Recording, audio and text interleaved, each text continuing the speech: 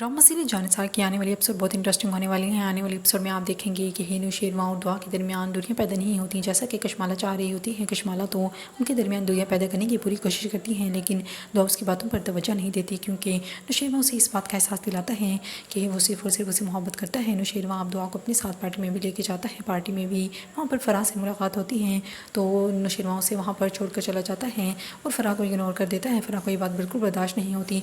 अब दुआ से फ़राह मिलकर उससे कहती हैं कि हे नौशेरवा सिर्फ और सिर्फ मुझसे मोहब्बत करता था।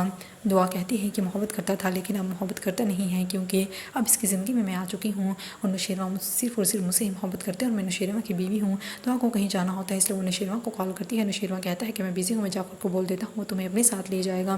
दुआ कहती है कि अच्छा ठीक है।